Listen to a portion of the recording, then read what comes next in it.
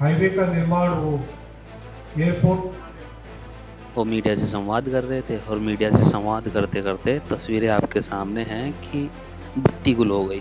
85 station, 85 station का नव निर्माण हो रहा है। ये गांधीनगर जयपुर बहुत ही सुंदर स्टेशन बन रहा है। अजमेर, जयपुर, दरभंगा की जो साप्ताहिक गाड़ी है उसको रेगुलर करने का आज निर्णय लिया है। एक तो क्वांटम लैब बनाई जाएगी, जैसे एआई की टेक्नोलॉजी है वैसे ही आगे भविष्य में क्वांटम टेक्नोलॉजी आ रही है। जयपुर में एआई का नया डेटा सेंटर बनेगा। ये तोड़ फोड़ के काम जादूगरों के हैं, वो जादू करते रहे। नरेंद्र मोदी जी की सरकार के 12 साल की उपलब्धि और 12 साल एक ऐतिहासिक कार्यकाल उनका रहा, सिर्फ इसी विषय तक आज की ये प्रेस से सीमित है। और मैं बिना किसी औपचारिकता के, क्योंकि काफ़ी लंबे समय से आप सभी इंतजार कर रहे हैं, मैं बिना किसी औपचारिकता के मैं माननीय मंत्री महोदय से आग्रह करूंगा, वैष्णव साहब से, वो प्रेस से मुखातिब हो और जो 12 साल की उपलब्धियां भारत सरकार की रही है उसके बारे में अपना पक्ष रखें। अपने राजस्थान में तो बोली में इतनी मिठास है कि बोलते ही बोलते क्या कहना है शब्दों में आ जाता है। प्रधानमंत्री श्री नरेंद्र मोदी जी के एनडीए सरकार के नेतृत्व के रूप में जो 12 वर्ष कंप्लीट हुए हैं, इन 12 वर्षों में किस तरह से भारत में बहुत बड़ा एक बदलाव आया है। जन जन के मन में एक विश्वास जो जागा है, जिस तरह से भारत को विकसित भारत बनाने का जो संकल्प है और उसकी जो नींव बन रही है अभी, जिस नींव पे आने वाले वर्षों में एक विकसित भारत का सपना पूरा होगा, आप सबने देखा है, महसूस किया है और उसको जिया है। बहुत कठिन समय में मोदी जी ने राष्ट्र की जिम्मेदारी संभाली थी। वो समय ऐसा था 2014 का, जब देश में एक के बाद एक स्कैम, बैंकिंग सेक्टर पूरी तरह से तबाह हो गया था। विश्व में भारत के बारे में एक तरीके से चिंता होने लग गई थी सारी दुनिया को। इतना बड़ा राष्ट्र है और फ्रेजाइल 5 में गिना जाता था। तब से अब में आज जब सारी दुनिया में विषम परिस्थितियां हैं और एक के बाद एक विषम परिस्थितियां आई, एक के बाद एक चैलेंजेस आए।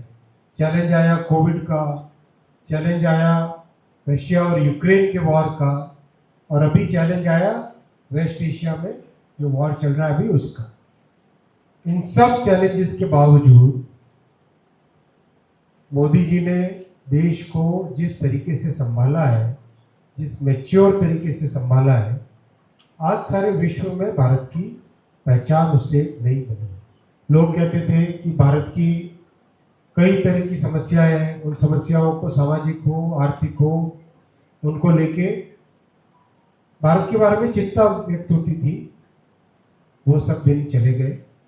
अब एक नया आत्मविश्वास है, देश में एक नया विश्वास है।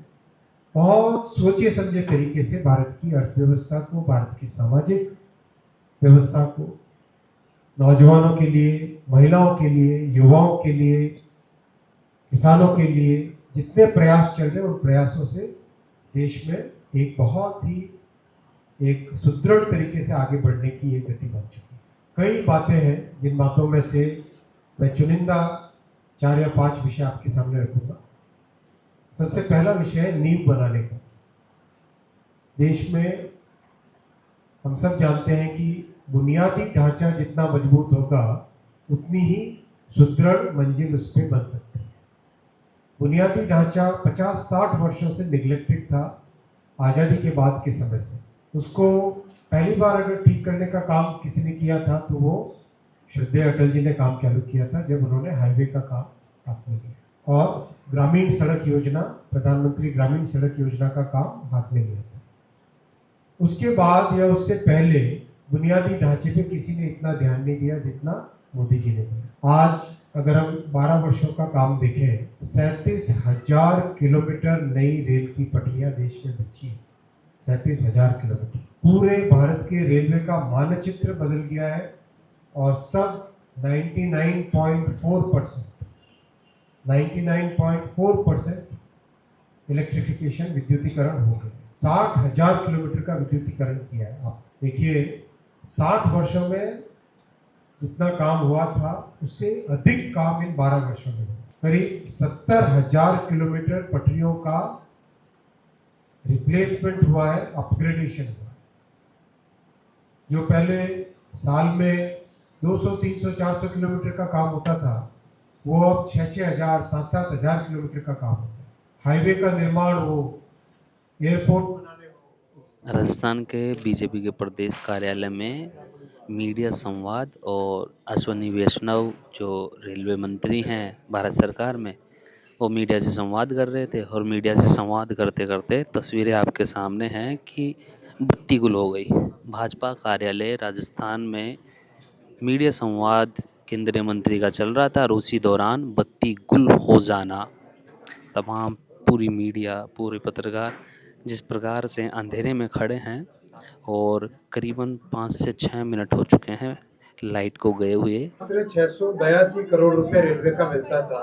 मोदी जी ने 2014 में जिम्मेदारी लेने के बाद में रेलवे का राजस्थान के लिए बजट डबल किया, 3 गुना किया, 5 गुना किया, 10 गुना किया और अभी 15 गुना करके 10,828 करोड़ रुपए का बजट राजस्थान के लिए मोदी जी ने दिया है और 76,000 करोड़ रुपए के काम रेलवे के राजस्थान में चल रहे हैं। 85 स्टेशन, 85 स्टेशन का नव निर्माण हो रहा है और स्टेशन भी एक से बढ़कर एक सुंदर बन रहे हैं। जो बड़े स्टेशन है उनमें से कुछ फोटो आपको दिखाऊंगा।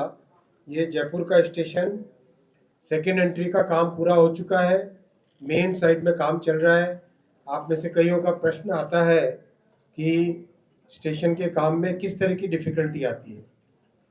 हमको भारत में जब रेलवे स्टेशन का काम करते हैं तो ट्रैफिक को सामान्य गति से चलाए रखते हैं। विदेशों में जब स्टेशन का काम करते हैं तो जनरली सारे ट्रैफिक को बंद कर देते हैं, यानी 5-6 वर्षों तक गाड़ियां उस स्टेशन पे नहीं आती। लेकिन अपने यहाँ तो ऐसा नहीं कर सकते, इसीलिए बहुत ही सावधानी से बड़े स्टेशन का काम 4 साल से 6 साल के बीच में, छोटे स्टेशन का काम 2 से 3 वर्षों के बीच में। तो ये जयपुर का बहुत ही सुंदर, जयपुर की स्थापत्य कला का ध्यान रखते हुए, गुलाबी नगरी की आन बान शान को ध्यान में रखते हुए स्टेशन का निर्माण अभी चल रहा है। ये गांधीनगर जयपुर बहुत ही सुंदर स्टेशन बन रहा है और दोनों स्टेशन में प्लेटफॉर्म्स के ऊपर बड़ा एक कॉन्कोर्स बन रहा है, डेक बन रहा है। आराम से पैसेंजर्स आए, उस कॉन्कोर्स में रहे, जब गाड़ी आए तब नीचे प्लेटफॉर्म पे आराम से लिफ्ट से या एस्केलेटर से जाए। ये स्वर्ण नगरी जैसलमेर बहुत सुंदर बन के तैयार हो गया है और बहुत ही सुंदर बना है। जैसलमेर की जो स्थापत्य कला है, वहाँ का जो सोने जैसा पत्थर है, उसका ये स्टेशन का डिज़ाइन पूरा बना है, बहुत ही सुंदर बना है। फिर सूर्य नगरी जोधपुर, ये सूर्य नगरी जोधपुर का बहुत ही सुंदर स्टेशन है और एक साइड की एंट्री कंप्लीट हो चुकी है, दूसरी साइड भी बहुत तेज़ी से काम चल रहा है।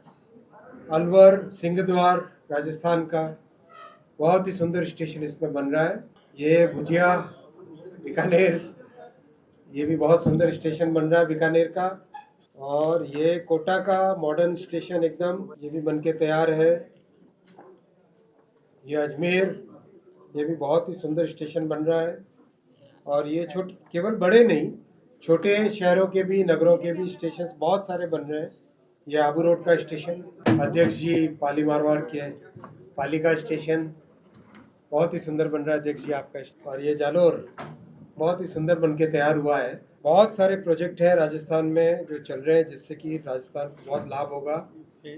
आगरा बांदीकुई डबलिंग 150 किलोमीटर की, अजमेर चित्तौड़गढ़ डबलिंग 178 किलोमीटर की, Bikaner Lalgarh doubling border area में बहुत इंपॉर्टेंट है, ये 11 किलोमीटर।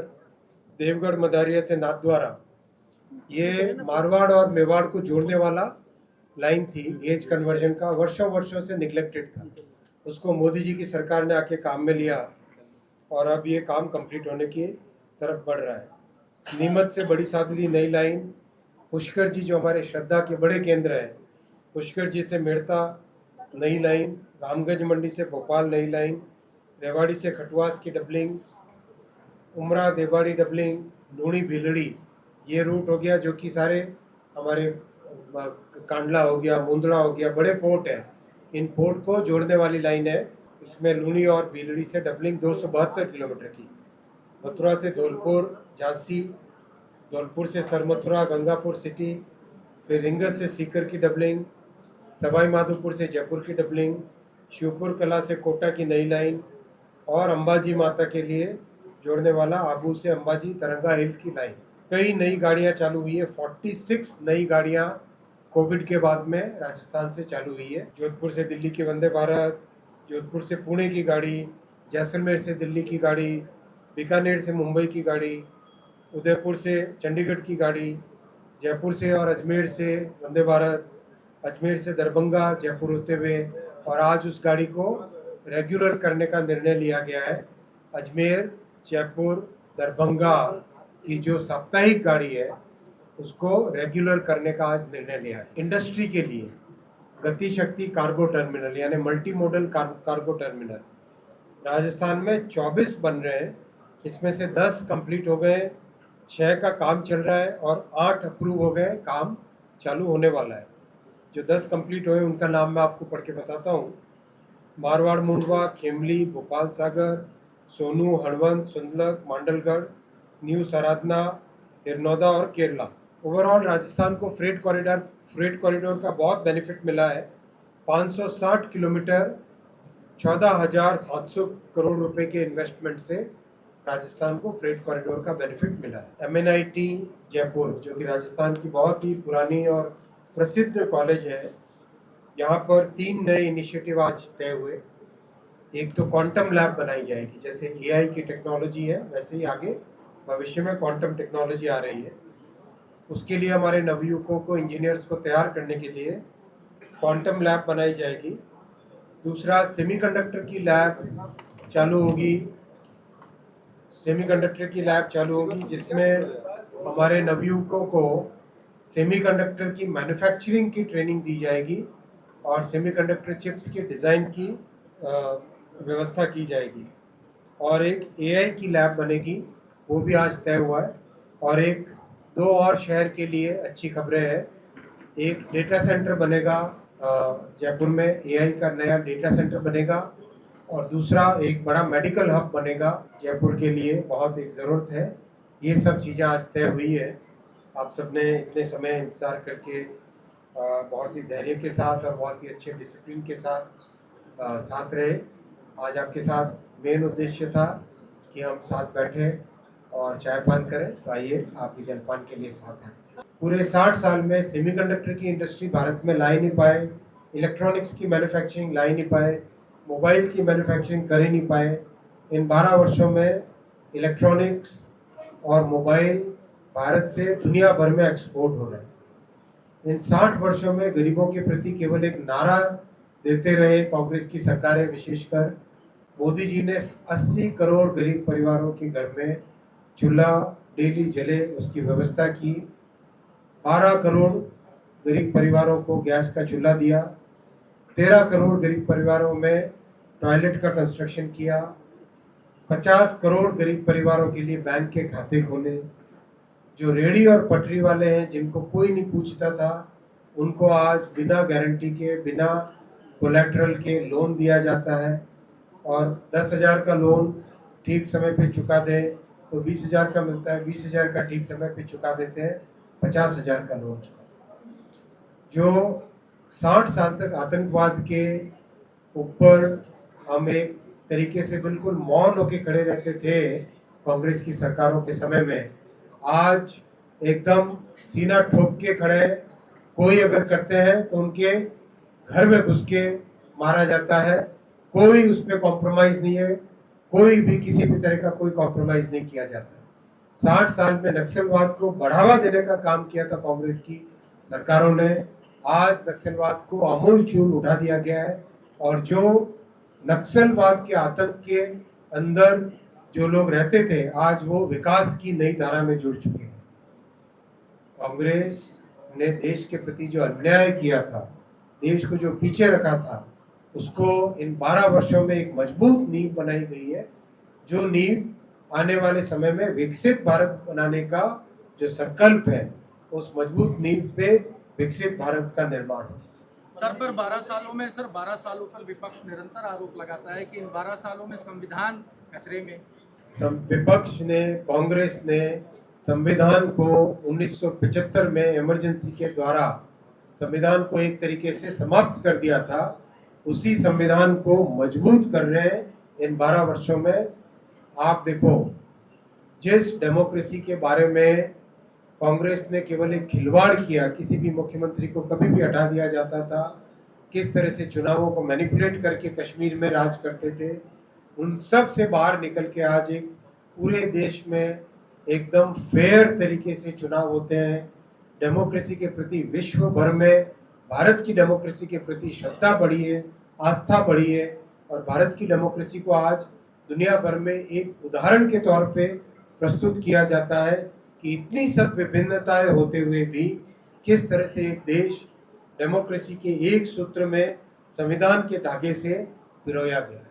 मंत्री जी, आपने उपलब्धियां गिनाई, लेकिन कोविड के दौरान पत्रकारों को जो यात्रा की जो फैसिलिटी थी वो बंद। मैं आपको बताता हूँ, आज भी सभी रेलवे के यात्रियों को 60,000 करोड़ रुपए की सब्सिडी दी जा रही है। 60,000 करोड़ रुपए की सब्सिडी आज सभी यात्रियों को दी जा रही है, और ये बहुत बड़ा एक सोशल ऑब्लिगेशन रेलवे आप सबके लिए करता है।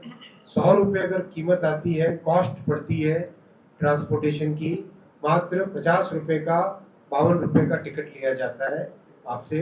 बहुत बड़ी ये सुविधा सभी पत्रकारों को, सभी नागरिकों को और सभी देश के सभी यात्रियों को दी जाए। मंत्री जी, अशोक गहलोत ये कह रहे हैं कि उनकी सरकार को गिराने के लिए बीजेपी ने कोशिश की थी, क्या आरोप है? एक बात देखो, स्पष्ट तौर पे हमारी सरकार, हमारी पार्टी बहुत स्पष्ट तरीके से जनता के विश्वास को जीतने के लिए काम करती है, देश के निर्माण के लिए काम करती है, और केवल राष्ट्र प्रथम सदैव प्रथम के प्रिंसिपल पे काम करती है।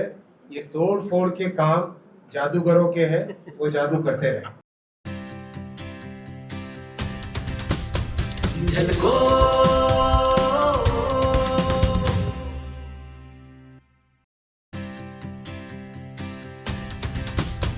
झलको